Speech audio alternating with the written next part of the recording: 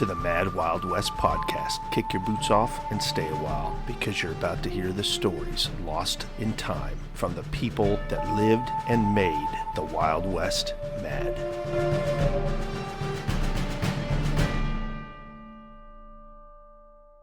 As I search through and read through all these different stories and come across different maps and things, I thought it'd be fun for the new year to just kind of pick out some random things. Some are very, very short.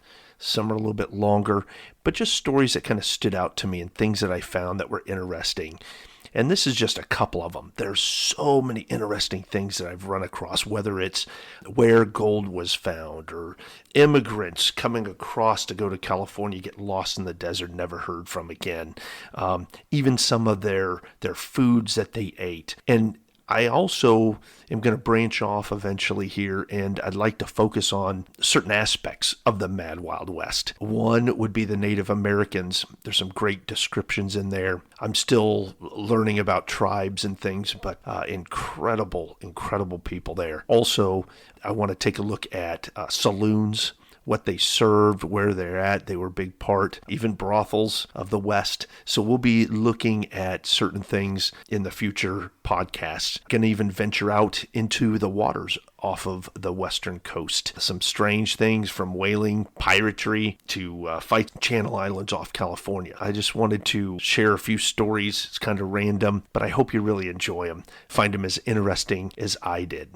So here we go. I want to read our first story. This one is from a gentleman that was an early pioneer of California, came out from the Midwest in the 1840s, late 40s, and was there through about 1900, early 1900s, I think he passed away. But he just made a record of his trips out here. But I thought this was an interesting story of some trappers, basically running back and forth between California and St. Louis. So here we go. With the opening of summer, the snow melted, and the trappers continued on their journey toward the north. As they traveled, they were daily attacked by small bands of Indians, and when they reached the mouth of a river in Oregon, their troubles accumulated. Here they were attacked in the early dawn, while all of them were asleep, by hundreds of Indians, and of the whole number but 3 escaped, among them Captain Smith. They lost all of their packs of furs worth thousands of dollars, these being taken by the Indians to the post of the Hudson Bay Company and sold. Smith, with Daniel Fryer and Richard Laughlin, continued their journey to the north after their almost miraculous escape, and eventually succeeded in reaching Fort Vancouver on the west bank of the Columbia. Here he remained, making various excursions in all directions until 1830, when he returned to St. Louis and sold out the interest in his fur company. It is said that during the expeditions in the mountains lying between the Great Salt Lake, Utah, and Mono Lake in California, Smith discovered gold in considerable quantities and disclosed this secret to his partners.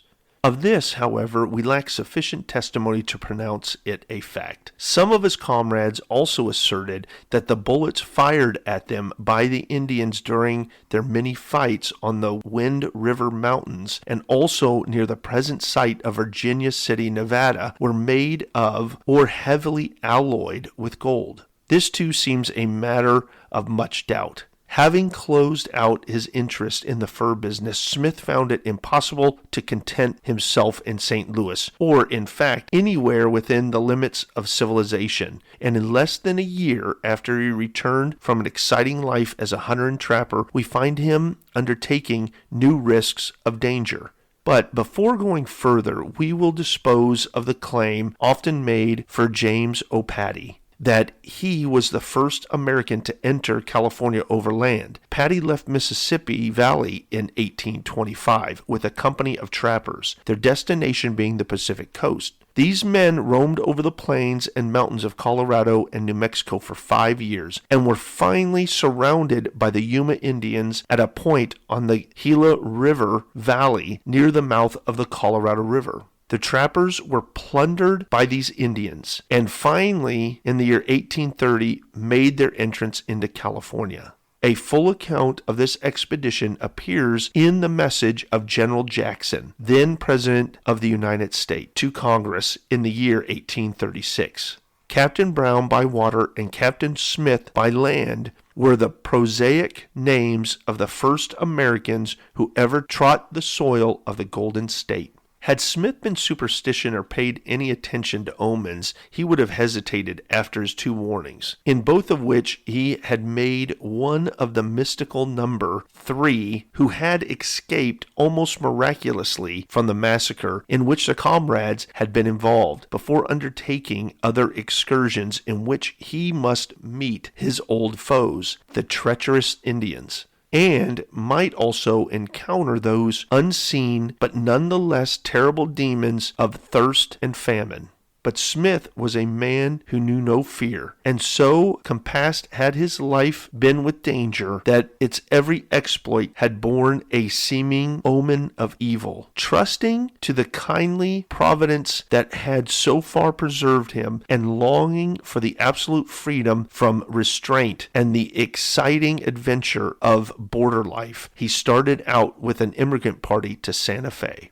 This was in 1831. And the Indians along the southern route were unusually troublesome, the situation calling for the old trapper's vigilance and experience to protect the train under his charge. Finally, they reached the dry bed of the Cimarron, and Smith started out from the camp to find a watering hole, not daring to send one of the immigrants for the fear that he might be ambushed and killed.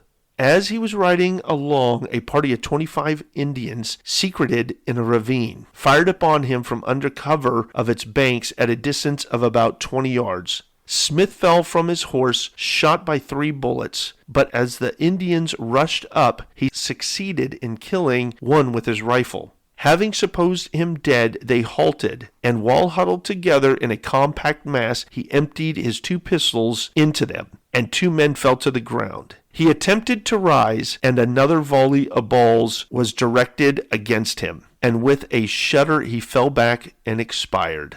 Yellow Bear, an Arapaho chief to whom the Comanches told the tale of this murder, said that for a long time the warriors did not dare to approach the body of the trapper, and when they did, the fierce glare on his wide-open eyes so dismayed them that they did not attempt to scalp him. Smith was, in some respects, the most remarkable of all trappers, and he was certainly the most restless and daring of these men. His life was one long series of uninterrupted adventure, marked by more than ordinary pearls of even his dangerous avocation. His exploits, if properly recorded, would shame the fictitious deeds of imaginary heroes of the novelist, and would require many times the space here given to it for the simplest and most concise recital. The main features of this romantic career we have been enabled to record through its details have never before been seen in print. Let's do another trapper story, shall we? William Bent, or as he was generally known on the plains, Bill Bent, was the most famous of this family of men, several of whom were somewhat celebrated. Charles Bent, an older brother, was also a plainsman and a noted one, but never attracted the attention that Bill did. Both of them had innumerable battles with the Indians, and in these conflicts there was usually the courage of a demigod on one side and an overpowering number on the other. Charles, who was the eldest of the brothers, was a man of some talent for statecraft and of undoubted military capacity. He became governor of New Mexico and fell with other Americans in a native conspiracy at Santa Fe. Among those who perished at the same time were Lawrence Waldo, father of Henry L. Waldo, late Chief Justice of New Mexico, who first located on the American River in 1832, where the town of Folsom now stands, and Stephen Lee of St. Louis, a brother-in-law of Lindell's, celebrated hotelmen, who were more noted for their money than their intellectual ability. Elliott Lee, another brother-in-law, and who had been in the Missouri State Senate as a representative of St. Louis, was rescued by Father Martinez, the good priest from New Mexico. In 1829, Charles Bent, Jacob Coates, William Waldo, and others were attacked while making their way towards the mountains beyond Santa Fe. And for 40 days the battle raged. Every day the Comanches and Kiowas hung in the cloud upon the flanks of the moving line of trappers, that steadily as the resistless march of fate continued on toward its goal. Every night they slept upon their arms, certain of a furious assault before the morning's dawn. Bill Bent heard of the peril of the small body of white men, and with the determination of a hero, he resolved to add one more to the number. Mounted on a large black mule whose split ears denoted his former Comanche ownership, he started for the train. On his way he was attacked and pursued by about 50 Comanches. Arrows and bullets whistled past him, but the only heed he paid to those was to wheel in his saddle and drop some too eager buck, whose zeal had outstripped his discretion and brought him in the range of Bent's deadly Hawken rifle. The pursuit ceased when Bent had reached Coates and Waldo, and he dashed on into the line where his brother and comrades were desperately fighting. Coates and Waldo fired upon Bent's pursuers and brought down 2 of the foremost. The others rapidly retreated. A force of 120 Mexicans joined this little party of fighting Americans in order to be protected by them.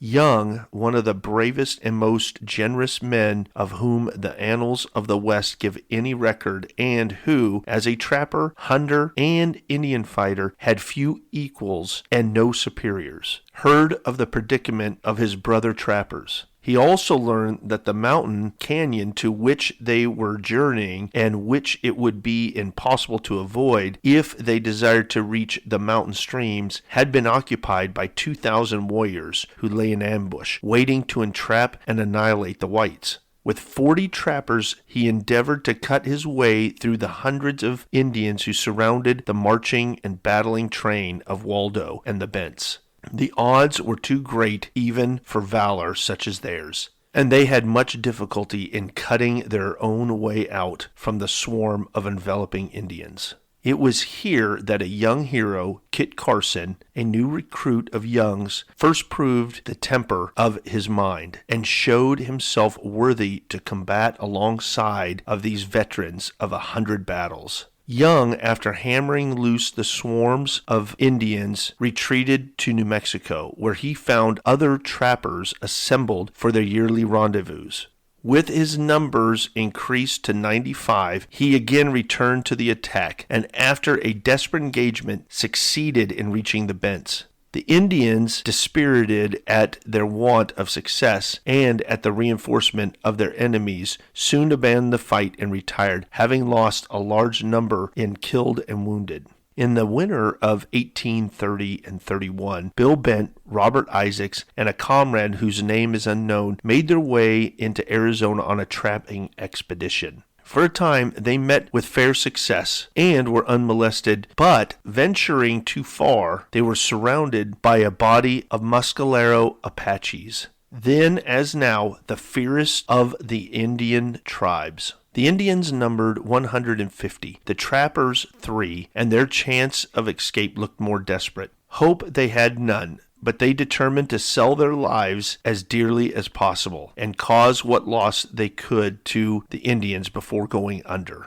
When first surrounded, the trappers had improved their time by throwing up rude stone breastwork. Hardly had this been completed when with terrific whoops the Apaches came upon in a charge. Not a shot was wasted. 2 fired, the third one holding his fire until the others had reloaded, and 2 of the chiefs fell. Before they could get out of range, the third man fired, and another leader dropped. Almost instantly the Apaches returned to the charge, but were met with deadly fire of the 2 reloaded rifles, and on a closer approach by the pistol shots of the trappers. Again retiring, the Apaches conducted the fight thenceforth at a longer range. The state of siege was kept up for 2 days. When the Indians retired and the delighted white men, almost dead with thirst, sallied forth in search of water, leaving Arizona soon afterwards, they avoided any further trouble with these foes, who, remembering this drubbing, were glad to allow them to retreat unmolested. For all the vegetarian listeners out there, I got a great story for you. Hope you're hungry. This is a story that was written by a Colonel Albert Evans. It says, "The great beets of California are among her vegetable wonders. Californian though I am, I must own up that there is something just a trifle like an imposition on outsiders in this matter of the production of these mammoth beets. This is the way the thing is done. The largest beet in the soil may attain a weight of 50 or 60 pounds for the first year. I do not think they grow any larger. One is selected, carefully dug up, so as not to injure the root in the fall, and housed during the rainy season. Then it is replanted in the spring, and instead of going to seed, as it would if left in the ground all winter, continues growing, and in the fall is dug up again and housed, having probably attained a weight of 80 or 90 pounds. Next year it grows perhaps to 100 or 110 pounds. The largest on record weighed 118 pounds and was raised in Santa Cruz County, but now it is all played out in California, and wild not grow another year. How they manage to raise lettuce 7 feet in circumference and cucumbers 5 feet 2 inches long and 8 inches in circumference, such as are often on exhibit in the California market in San Francisco, I do not know, but they do it." Now, how crazy is that? But it proves one thing, that even the food was mad in the Wild West. Hope you enjoyed that crazy but true story. All right, next up, I love finding little tidbits that are so interesting. And this happened to be a rattlesnake bite cure. So check this out. This happened about somewhere late 1860s in Arizona. It says, that afternoon while Captain Plomus was out in the woods, he was bitten by a rattlesnake. He came into the camp terribly frightened, saying he was a dead man. On inquiry, I found that he was bitten in the instep. I pulled off his shoe and tied a cord very tightly above the wound and cut the wound a little to let it bleed. I hurried off with one other man to hunt up some snakeweed, telling the captain not to be frightened, for I could cure him.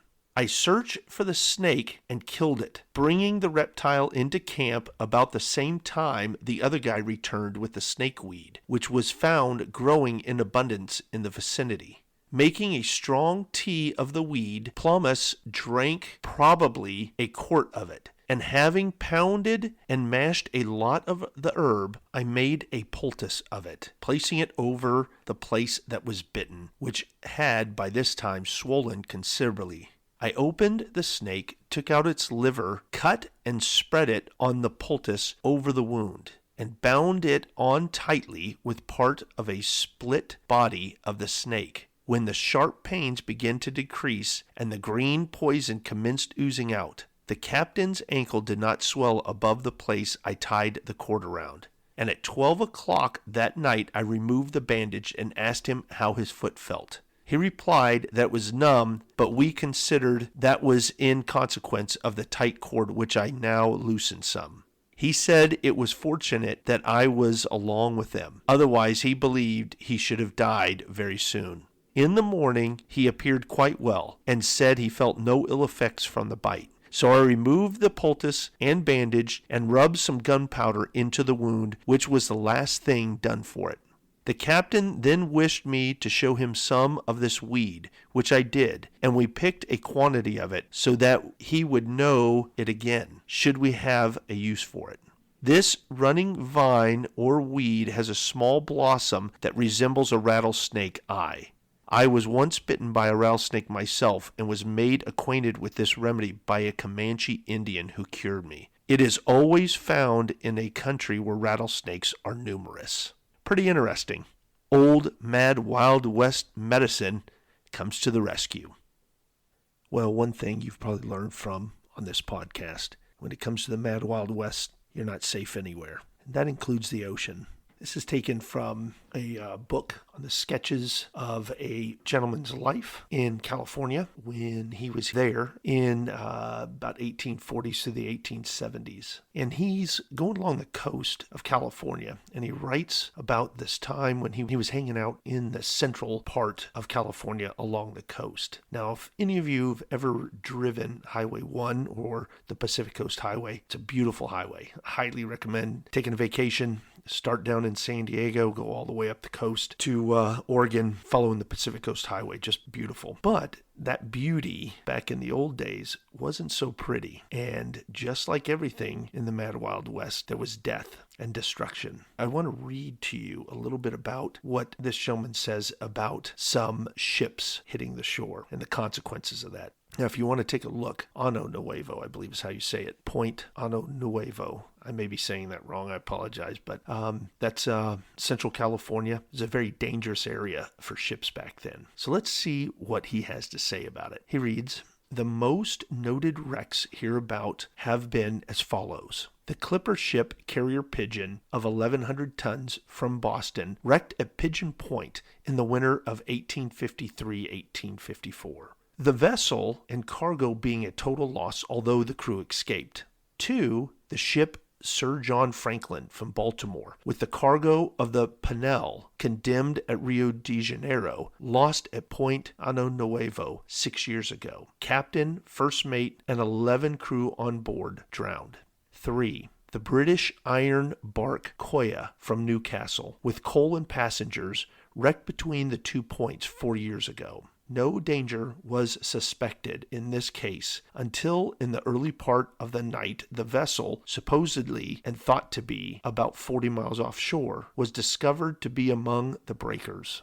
Before she could be put about, she struck the reef, rolled over into the deep water beyond, and went down in an instant, carrying her 27 people, including 3 women. 2 men and a boy, half naked and exhausted, were cast upon the rocks and reached a ranch, the only survivors of the 30 souls on board. The ship Hell's Point, which is British, from Newcastle, 1,100 tons of coal, lost near Pigeon Point one night in the winter of 1869-1870. 7 men perished, but a portion of the crew, naked, bleeding, bruised, and more dead than alive, succeeded in reaching the fisherman's station. On the sandy bluff at Point Ano Nuevo is an enclosure within which lies buried, side by side, 40 of the victims of these terrible disasters. Others were removed by their friends, and one, the mate of the Hell's Point, sleeps undisturbed by the merry prattle of the children or the wild screams of the seagulls beside one of the whalers' houses at Pigeon Point. "You see that grave right behind the house," said my companion. "That is where we buried the mate of the Hell's Point. She went ashore in the night within a mile of the point, and, owing to the roar of the breakers, the whalesmen knew nothing about it. One of the sailors, bleeding from his wounds, more dead than alive, and wholly naked, every rag having been torn from him in the buffering with the waves, managed to crawl up the bluff, and groping in the darkness, stumbled upon the trail leading to the point. Just as day was breaking, he had crept within sight of the cottages. One of the whalesmen, coming out, met the poor fellow at the door, and raising the cry, 'A ghost! A ghost!' ran back with such speed as his trembling limbs would give him. The supposed ghost, seeing a chance for life, and being too cold to speak, staggered after him. In his terror, the Portuguese stumbled and fell headlong upon the floor, and the shipwrecked mariner stumbled also and fell upon him. The others, hearing the outcry, ran to the spot, and fell over the prostrate couple, and the horrible and grotesque were strangely mixed. At last the ghost related his story, and the frightened fishermen started down in search of other survivors, 2 or 3 of whom were met crawling along the road. The bodies of the others were laying on the beach or tossed to and fro by the breakers, while the fragments of the wreck were strewn along the shore for miles. There's a telegraph station on the point, communicating with Merchants Exchange in San Francisco and with the station at Pescadero. And the news of the disaster was soon known along the coast. We placed the body of the mate into a coffin and asked the Portuguese to help us bring it to the point for burial. But the superstitious fellows would not touch the corpse for the love of money. I pleaded and appealed to their humanity, but all in vain. Then I swore that I would get even with them. We went up there and commenced digging a grave. When they saw what we were doing, they began to comprehend the situation, and so far conquered their prejudice as to offer us help to carry the corpse up the hill. Not much, darlings of my heart, I have changed my mind. I said I had. I meant to give them a lesson which would last them a lifetime, or make them move their quarters. So 3 of us lugged it to a spot and buried it beside their cottage. And his ghost has annoyed them every stormy night since, and will probably worry them as long as they stay there. Well, I know that would creep me out a little bit. I wonder if the ghosts still roam there. If you look it up, that area is now a state park in California. So when you visit there, maybe ask the ranger if they've seen any ghosts. And if they have, you know where they've came from, and even where they lay in the dirt in the mad Wild West. On this next story, I'm going to give you a little bit of background so we can pick up where the action starts off. What happened was there was about 30 wagons carrying supplies, flour, sugar, liquor, bunch of things to a town in Mexico that is just below the current border of Arizona. And about 10 miles outside of the town, the wagon train got attacked by a group of Apache Indians. They stole everything, killed about 9 or 12 men. A couple of them escaped and made it back to the town to where they were heading and reported it. So the governor of the town put together a ragtag team of some frontiersmen, some Mexican nationals, and some friendly Indians. And this ragtag group goes out after to recover the supplies. So we're going to pick up where they've been on their tail for about 2 days and catch up to them and where they're camping on the second evening. So here we go. After 2 days' travel, we approached the main Indian camp, and Spidek bade us to halt our train while he went forward to take a look at their position and learn their strength.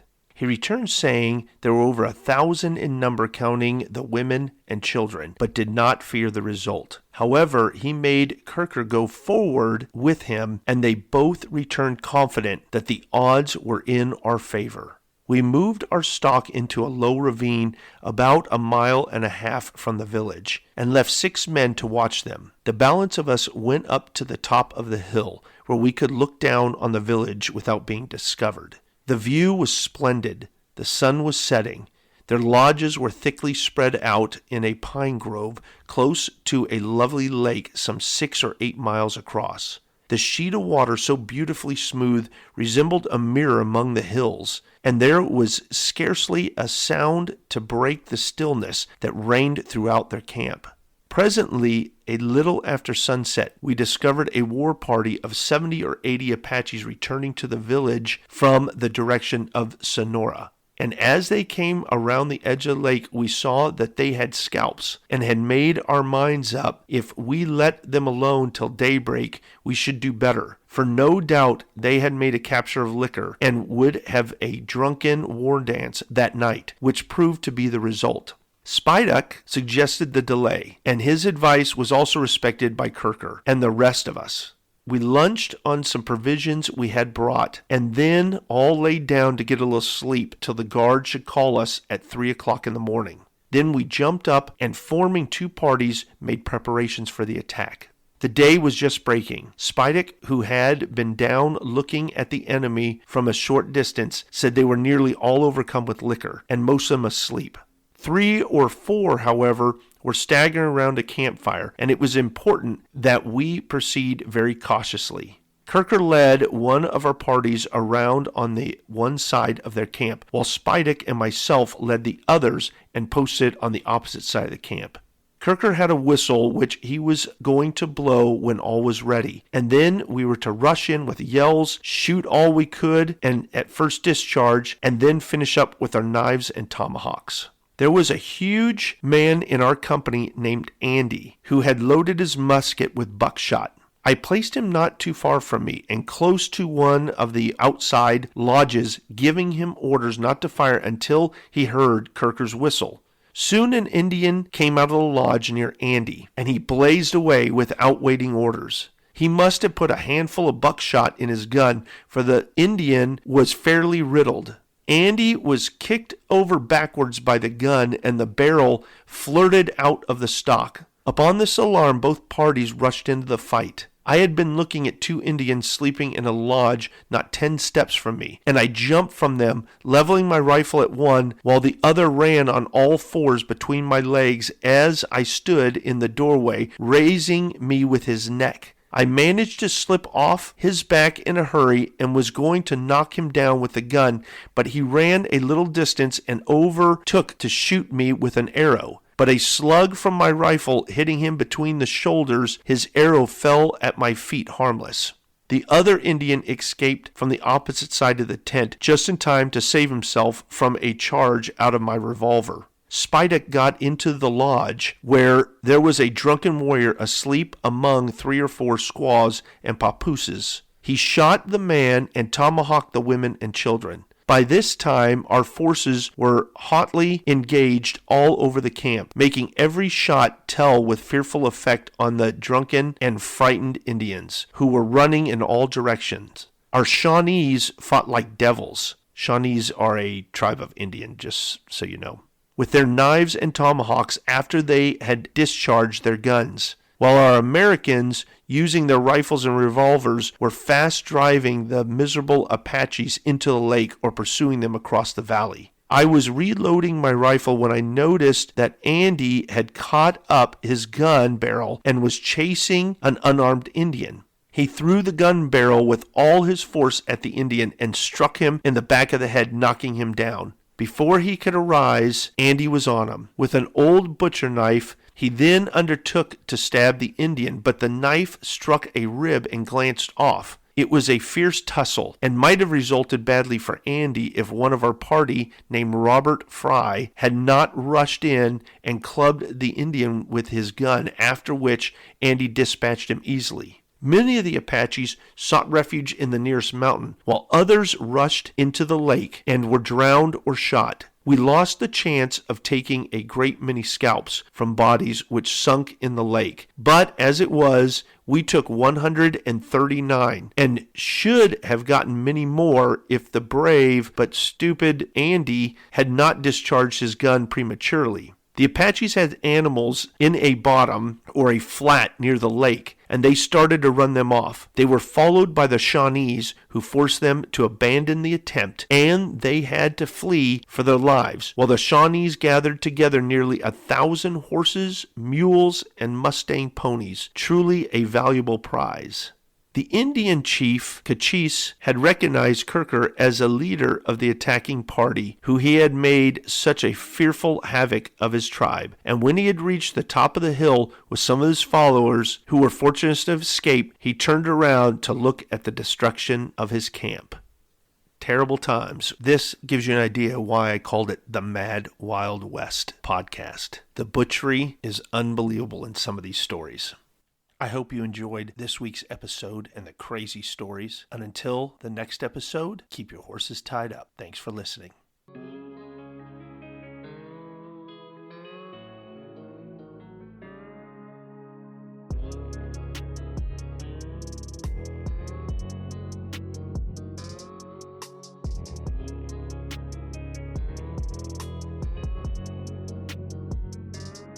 The Mad Wild West podcast. These are the true stories that made it wild.